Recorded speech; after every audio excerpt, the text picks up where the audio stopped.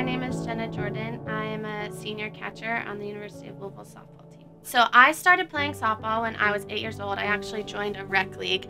I ended up playing rec for 1 year, and then my coach was like, you should play competitive, like you're pretty good. And I was like, I don't know about competitive. And my dad actually got involved. He helped coach. He was an assistant coach for us, and those girls still are some of my dearest friends. So my sophomore year of high school, ended up going to a showcase in Arizona.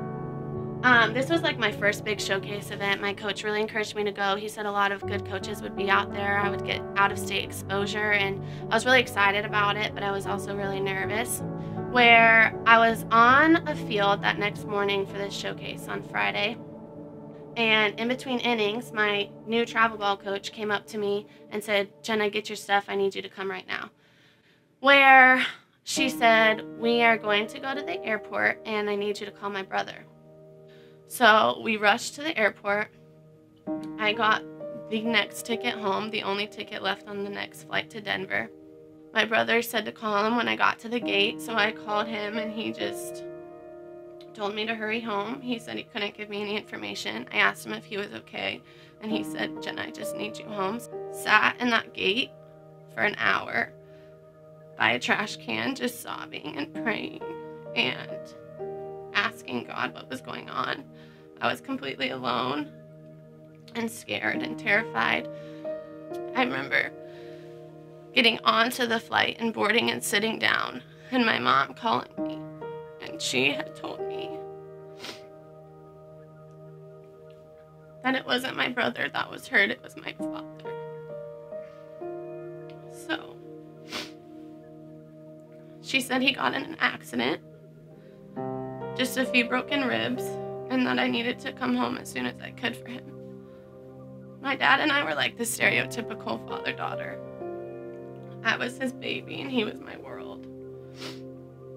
I sat on that flight journaling and praying and asking God if I could just make it home in time. That's all I prayed, was make it home in time, God, like please.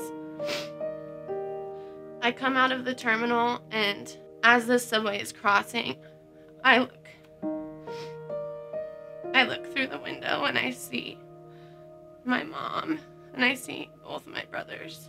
And it was in that moment that I knew that my dad had passed away. I completely collapsed and I just started screaming. I was completely in shock. They had known that he had died for a couple of hours now, so I was way behind on the grieving process, and my mom just tried to get me into the car. She tried to get me to baggage claim to the car in solitude because I literally could not stand up.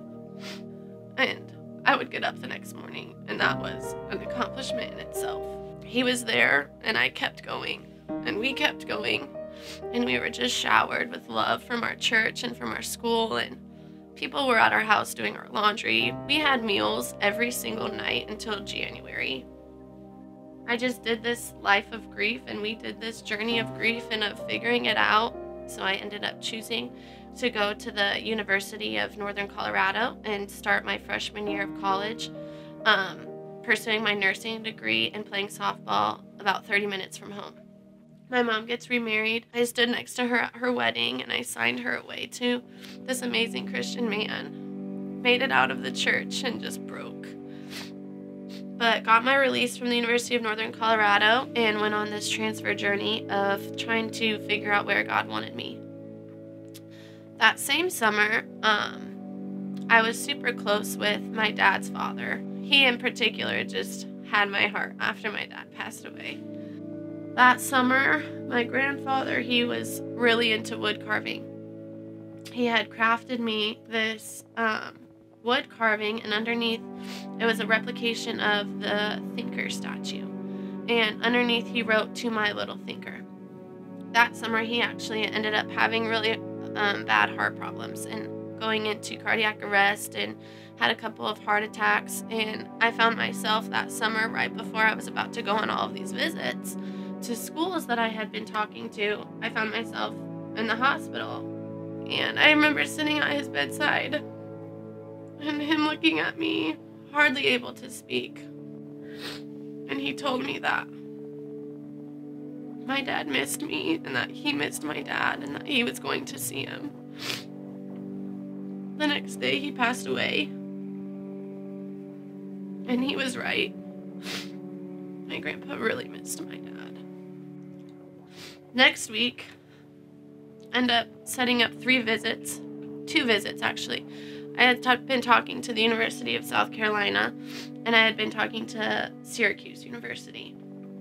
So I'm getting ready to leave on these visits. I'm working this tournament through Sunday.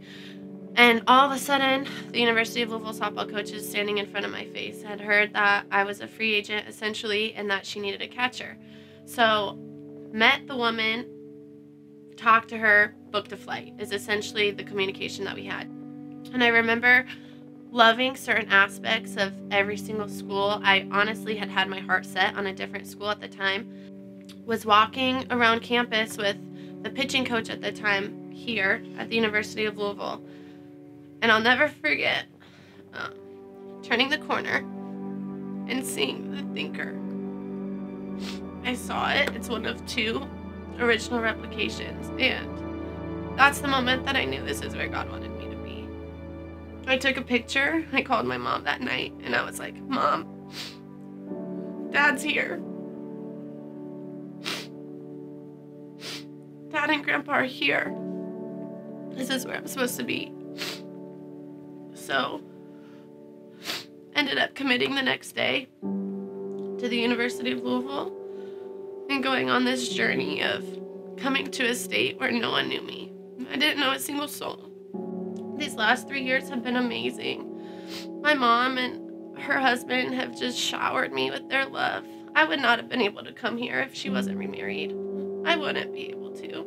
I wouldn't have left her. And as hard as that was, I'm here and I'm so much healthier and in such a better place with God and able to tell my story and lead girls and disciple teammates and share the redeeming story of even though your life can suck, He's there. And it doesn't mean that He's gone. It doesn't mean He's absent, and it doesn't mean He's a bad and unfair God. It means that He's the only one that shows up. He is Emmanuel. He is I Am. He is God with us. And I think that's what's so important in this journey and in this life of He promises us that there will be pain and there will be trouble, but He has overcome the world and death does not have a sting anymore.